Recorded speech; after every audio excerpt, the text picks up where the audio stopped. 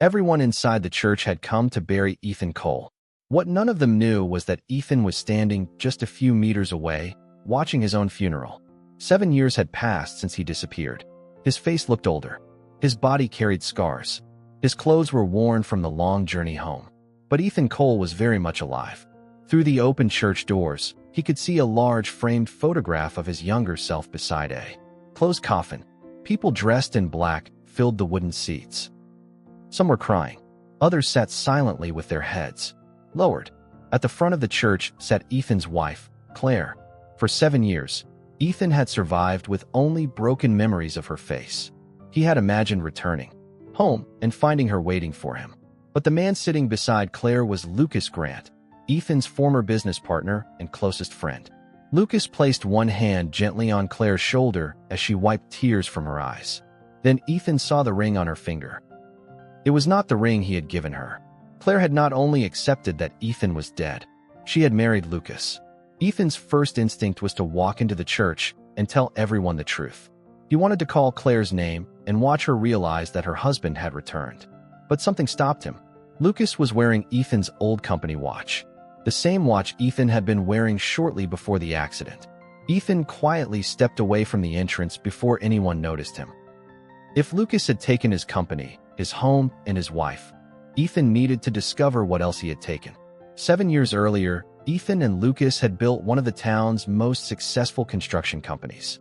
Cole and Grant Developments began inside a rented office with 2 desks, 1 old computer, and barely enough money to survive. Ethan handled the projects and clients. Lucas controlled most of the company's financial accounts. They had known each other for years, and Ethan trusted Lucas like a brother. That trust nearly destroyed him. One evening, Ethan remained in the office after everyone had gone home. While reviewing the company's financial records, he noticed several large transfers he could not explain. Millions had been moved into accounts Ethan did not recognize. The transactions had all been approved using Lucas's private access details. The next morning, Ethan confronted him. Lucas insisted that the transfers were part of a temporary investment arrangement. He called it an accounting error and promised to correct everything. But Ethan refused to ignore what he had discovered. He told Lucas that he would report the missing money to the authorities the following morning. That night, Lucas called him. He claimed he had found documents that could explain the transactions and asked Ethan to meet him. Outside town, Claire begged Ethan to wait until morning. The rain was heavy, and the road through the mountains was dangerous. Ethan kissed her and promised he would be home soon. It was the last time Claire saw him alive.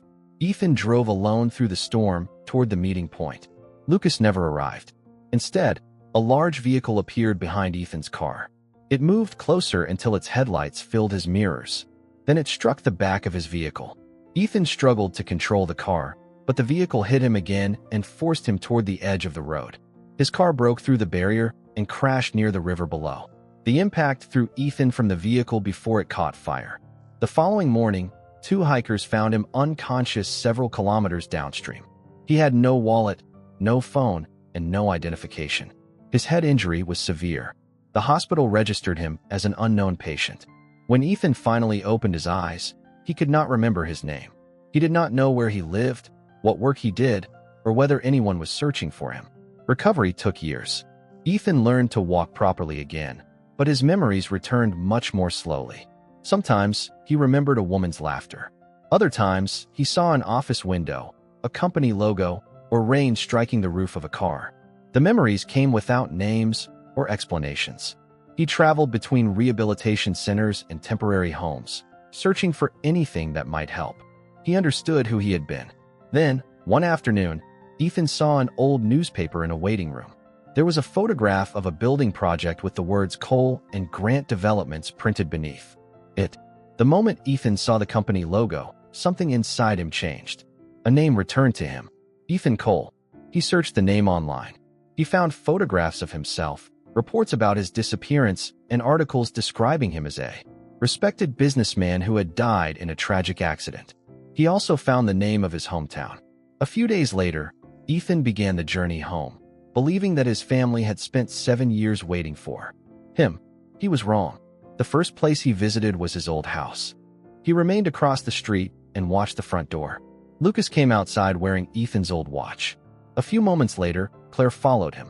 She adjusted Lucas's tie and kissed him goodbye before he entered his car. Ethan felt as though he had survived the crash only to be destroyed by what he had returned to find. Then he noticed a funeral announcement attached to the church notice board. Human remains had recently been discovered near the crash site.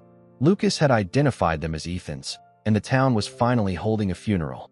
Ethan rented a small motel room and spent the night searching public records. He discovered that he had been legally declared dead shortly after the accident. His shares, properties, and personal accounts had all been transferred. Lucas now owned the entire company. He had collected money from Ethan's life insurance and taken control of his estate. For years after the accident, he married Claire. On paper, Ethan Cole no longer existed. There was only one person Ethan believed might help him. Maya Reed had been the company accountant before the accident. He found her working alone inside a quiet diner.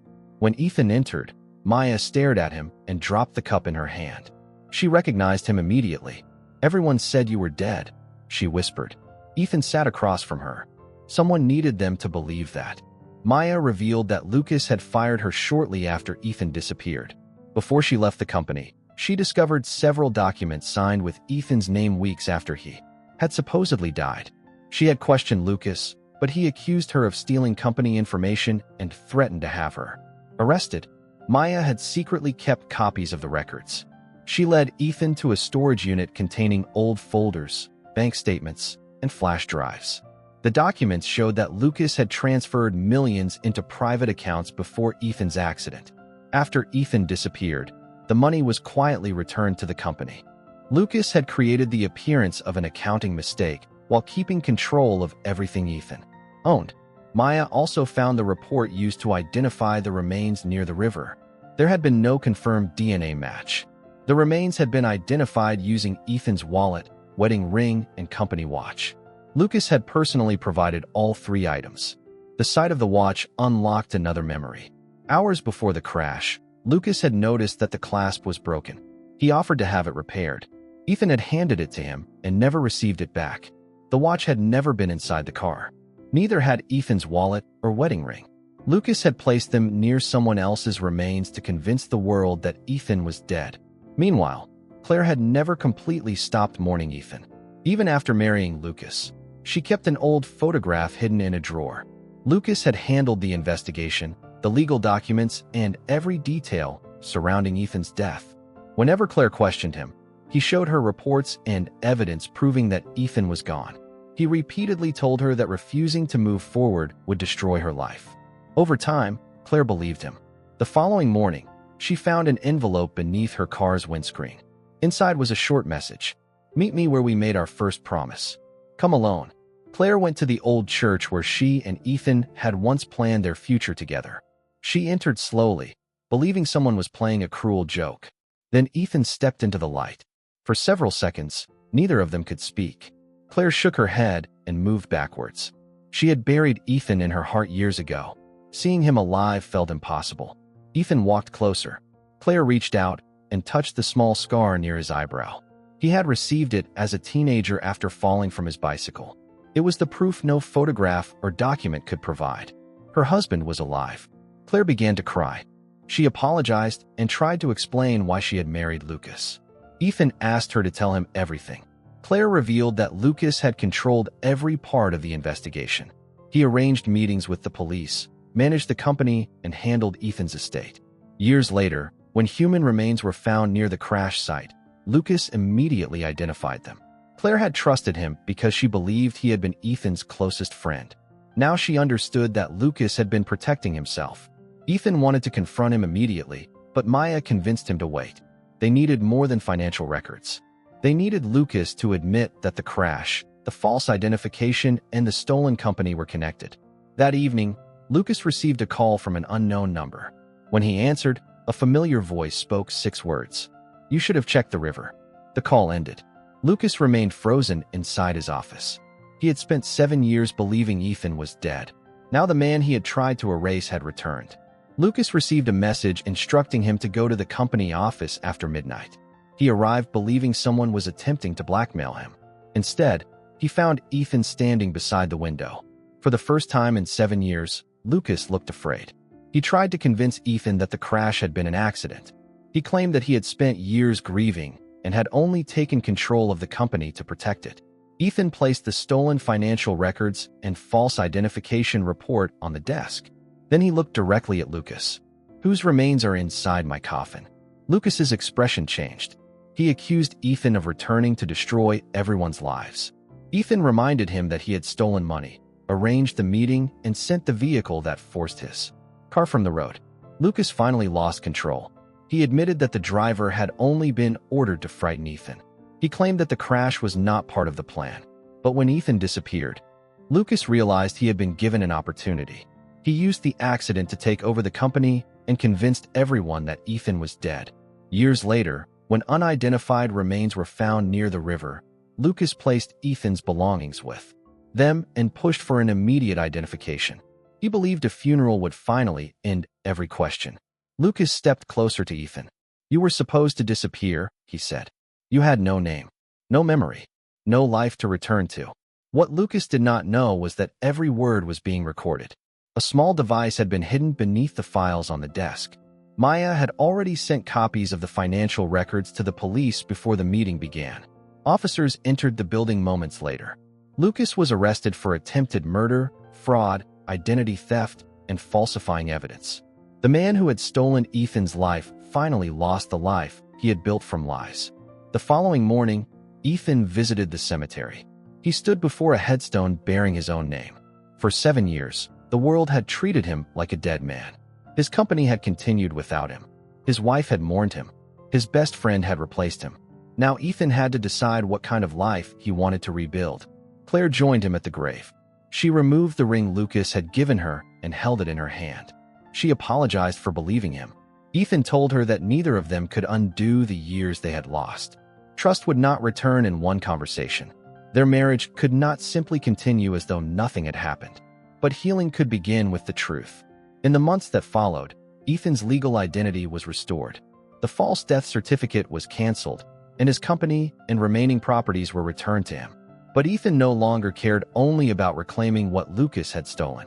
The old company carried too many painful memories. He sold it and used part of the money to support unidentified hospital patients and families searching for missing relatives. He knew what it felt like to wake up without a name. He knew what it meant to exist while the world believed you were gone. Ethan Cole had attended his own funeral. He had watched people bury his name, his marriage, and the life he once knew. But they had made one mistake. They believed that losing everything meant his story was over. It wasn't.